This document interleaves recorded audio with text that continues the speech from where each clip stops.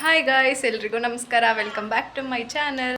ಇವತ್ತು ಬೆಳಗ್ಗೆ ಟೊಮೆಟೊ ಬಾತ್ನ ಪ್ರಿಪೇರ್ ಮಾಡಿದೆ. ಸೊ ಬಸವ ಜಯಂತಿಯಾಗ ಪೂಜೆ ಮಾಡ್ಕೊಬೇಕು ಅಂತ ಎಲ್ಲ ಬೇಕೆಲ್ಲ ರೆಡಿ ಮಾಡಿಕೊಂಡೆ. ದೀಪ ಹಚ್ಚೋದು ಒಂದೇ ಬಾಕಿ, ಎಲ್ಲ ಪೂಜೆ ಎಲ್ಲ ಆಲ್ಮೋಸ್ಟ್ ಅಲ್ಲಿ ರೆಡಿ ಇದೆ. ಹೂವೆಲ್ಲ ಹಾಕ್ಕೊಂಡು ಎಲ್ಲನೂ ರೆಡಿ ಮಾಡ್ಕೊಂಡಿದ್ದೀನಿ. ದೀಪ ಹಚ್ಚಬೇಕು. ಸೊ ದೀಪಕ್ಕೆ ಬತ್ತಿ ಮಾತ್ರ ಹಾಕ್ಕೊಬೇಕು. ಈ ದೀಪ ಹೇಗಿದೆ, ದೀಪ ಹುಲ್ಲು ಸ್ವಲ್ಪ ಹೀಗಿರೋದ್ರಿಂದ ಸ್ವಲ್ಪ ಕಡ್ಡಿನ ಸಪೋರ್ಟ್ ತೊಗೊಂಡು ಎಲ್ಲ ದೀಪ ಎಲ್ಲ ರೆಡಿ ಮಾಡಿಕೊಂಡೆ. ಸೊ ದೀಪ ಹಚ್ಚೋದೊಂದೇ ಬಾಕಿ. ಈಗ ದೀಪ ಹಚ್ಕೊಂಡು ಎಲ್ಲ ಪೂಜೆ ಎಲ್ಲ ಮಾಡಿಕೊಂಡೆ. ಸೊ ನಾವು ಪೂಜೆ ಎಲ್ಲ ಆದಮೇಲೆ ಲಾಸ್ಟಿಗೆ ಈ ಥರ ಲೈಟ್ ಹಾಕಿ ಬಿಡ್ತೀನಿ. ಈ ಥರ ಲೈಟ್ ಹಾಕಿದ್ರೆ ನೋಡೋಕ್ಕೆ ಒಂಥರ ಚೆಂದ ಇರುತ್ತೆ, ಕಲರ್ ಲೈಟೆಲ್ಲ ಬರ್ತಿದ್ದಾಗ. ಸೊ ಈಗ ದೇವಸ್ಥಾನಕ್ಕೆ ಬಂದೆ.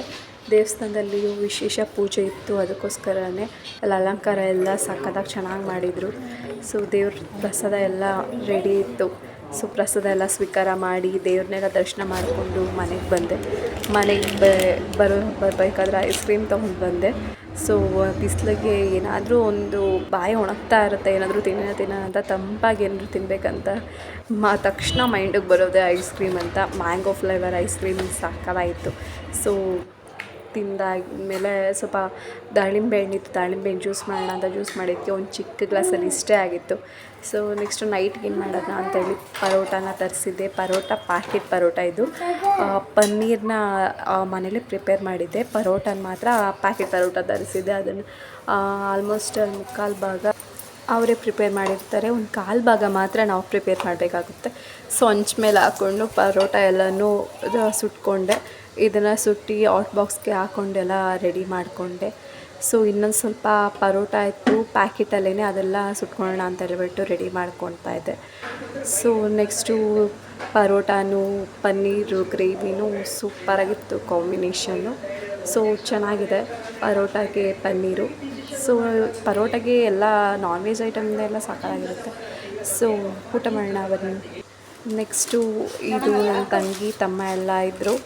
ಸೊ ತಮ್ಮ ಪ್ಯಾಕೆಟಲ್ಲಿ ಚಾಕ್ಲೇಟ್ಸು, ಲಾಲಿಪಾಪ್ಸು, ಅದೇ ಚಾಕ್ಲೇಟ್ ಥರನೇ ಲಾಲಿಪಾಪ್ಸು, ಚುಪ್ಪ ಅಂತ ಎಲ್ಲ ಬರುತ್ತಲ್ಲ ಮಕ್ಕಳು ತಿಂಡಿ ಎಲ್ಲ, ಅದೆಲ್ಲ ತಂದಿದ್ದ.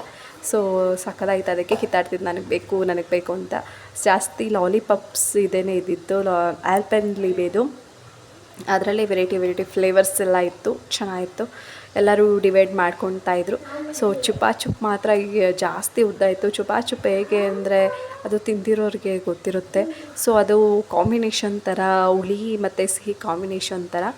ಅದನ್ನು ಸ್ವಲ್ಪ ಒಂದು ಹೇಗಿತ್ತು ಅಂದರೆ ಆಮೇಲೆ ತೋರಿಸ್ತೀನಿ ಅದೇ ಎಷ್ಟು ಉದ್ದ ಇತ್ತು ಅಂದರೆ. ಈ ಚುಪ್ನ ಎಲ್ಲರೂ ಬೈಟು ಮಾಡಿಕೊಂಡು ಈ ಥರ ಇತ್ತು. ಸೊ ಇದರಲ್ಲಿ ಸ್ವೀಟು ಇರುತ್ತೆ, ಹುಳಿ ಖಾರ ಅಲ್ಲ, ಹುಳಿ ಇರುತ್ತೆ. ಸೊ ಕಾಂಬಿನೇಷನ್ ಎರಡು ಇರುತ್ತೆ. ಸೊ ಸ್ವೀಟು ಹುಳಿ ಇಷ್ಟ ಆಗೋರಿಗೆ ಚುಪ್ ಇದು ಸಿಕ್ಕಾಪಟ್ಟೆ ಇಷ್ಟ ಆಗುತ್ತೆ. ಸೊ ನನಗೆ ಆ್ಯಾವ್ರೇಜಲ್ಲಿ ಇಷ್ಟ ಆಯಿತು. ಇದೆಷ್ಟು ಉದ್ದ ಇತ್ತು ಅಂದರೆ ತೋರಿಸ್ತಾ ಇದ್ದೀನಿ ನೋಡಿ, ಒಂದು ಮಾರು ಉದ್ದ ಇತ್ತು. ಸೊ ಅದನ್ನು ಒಬ್ಬರೇ ತಿನ್ನಬೇಕು ಅಂತ ಚಾಲೆಂಜ್ ಇತ್ತು. ಸೊ ಯಾಕೆ ಬೇಕು, ಸುಮ್ಮನೆ ಹುಳಿ ಸಿಕ್ಕಾಪಟ್ಟೆ ಜಾಸ್ತಿ ಇತ್ತು ಅಂದ್ಬಿಟ್ಟು ಬೈಟು ಮಾಡಿಕೊಂಡು ಲಾಲಿಪಾಪ್ನ ತಿಂತಾಯಿದ್ದೀವಿ. ನಮ್ಮ ಅಜ್ಜಿನ ಲಾಲಿಪಾಪ್ ತಿಂತಾಯಿದ್ದಾರೆ.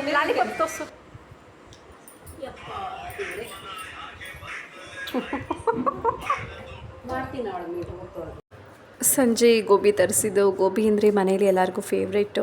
ಸೊ ಎಲ್ಲ ಅದನ್ನು ಕಿತ್ತಾಡ್ಕೊಂಡು ತಿಂದು ನೈಟ್ಗೆ ಹೆಸ್ರು ಕಾಳು ಪಲ್ಯ ಮಾಡಿ ಇದಕ್ಕೆ ಚಪಾತಿ ಮಾಡೋಣ ಅಂತ ಎಲ್ಲ ರೆಡಿ ಮಾಡ್ಕೊಂಡಿದ್ರು.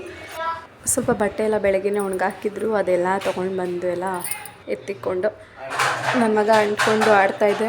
ಇವತ್ತಿನ ಬ್ಲಾಗ್ ಇಷ್ಟ ಆಗಿದ್ರೆ ಪ್ಲೀಸ್ ಸಬ್ಸ್ಕ್ರೈಬ್ ಮಾಡಿ. ಮತ್ತೆ ಸಿಗುವ.